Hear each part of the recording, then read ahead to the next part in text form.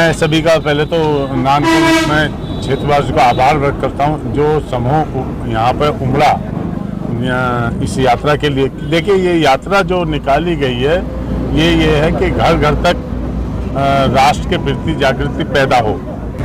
देश को आज़ादी दिलवाने वाले हमारे शहीद हुए, तो उनके प्रति कि भाई हम उनको याद रखें कि इस पे, और क्योंकि वैसे तो 15 अगस्त को पूरे देश में तिरंगा फहराया जाएगा, लाल किले पे भी तिरंगा फहराया जाएगा। ये कोई पार्टी का कार्यक्रम नहीं लेकर के चले हैं इसमें, कि कोई पार्टी का कार्यक्रम है, ये देश के प्रति कार्यक्रम है, इसलिए यहाँ पर। इसमें आप शुरू से ही साथ में रहे हैं, आपने पूरा देखा है वैसे तो, लेकिन कम से कम लगभग 500 लोग कम से कम इसमें रहे हैं, और ये करीब 2 किलोमीटर की यात्रा थी। मेरा नाम नीलम हरेंद्र सिंह है। सबसे पहले तो अगर मैं संख्या की बात करूं तो आप पहले से ही कवरिंग कर रहे हैं तिरंगा यात्रा की, तो संख्या का अनुमान तो आपको हो गया होगा। एक बड़ी भारी संख्या में गढ़देहात मंडल की यहाँ पर तिरंगा यात्रा संपन्न हुई है, और इसका उद्देश्य ये है कि जो हमारा तिरंगा है वो हमारे देश की आन बान और शान है, जिससे प्रत्येक व्यक्ति के मन में, जन जन के मन में तिरंगे के प्रति समर्पण की भावना और त्याग की भावना उत्पन्न हो, क्योंकि हमारा 15 अगस्त आज़ादी का दिन आने वाला है। ये 80वां स्वतंत्रता दिवस। वैसे हर घर तिरंगा अभियान के तहत 9 तारीख से लेकर 12 तारीख तक हर घर तिरंगा अभियान चलेगा, और उसके बाद 15 तारीख तक जो हमारा है कार्यक्रम चलता रहेगा। हमारे मातृभूमि के लिए शहीद हुए उन शहीदों को सम्मान देने के लिए 9 अगस्त से 12 अगस्त तक अभियान चलेगा।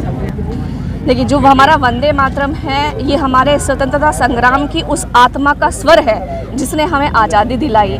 ये उन शहीदों की आत्मा का स्वर है जिन्होंने वंदे मातरम गाते हुए भारत माँ को आज़ाद दिलाने के लिए अपने प्राणों को न्यौछावर कर दिया। 2027 का चुनाव निश्चय ही भाजपा के पक्ष में है, और जिस प्रकार से जन जन का सहयोग हमें मिल रहा है, मुझे आशा ही नहीं बल्कि पूर्ण विश्वास है कि आदरणीय योगी आदित्यनाथ जी और देश के यशस्वी प्रधानमंत्री आदरणीय मोदी जी के कुशल नेतृत्व में हम 2027 का चुनाव जीतेंगे। ये विपक्ष का काम है आरोप लगाना, लेकिन मुझे लगता है कि हमने, यानी कि हमारी भारतीय जनता पार्टी ने जो देश के लिए, चाहे वो धारा 370 हो, चाहे वो श्री राम मंदिर की हमारी आस्था का सवाल हो, उसको बनाने का जो कार्य किया वो किसी सरकार ने पहले कभी नहीं किया। चंदा चोरी जो डायरेक्ट लिंक उनके पुजारियों से या वहाँ की उससे नहीं है, बल्कि ये एक आरोप है, और उस आरोपी पकड़े भी गए हैं, उन पर कार्रवाई भी हो रही है। सबसे पहले तो ये बहुत ही महत्वपूर्ण प्रश्न पूछने के लिए, ये जो तिरंगा है ना, ये हमारे दिलों में बसा हुआ है। ये जो तिरंगा है ये हमारी आत्मा में बसा हुआ है।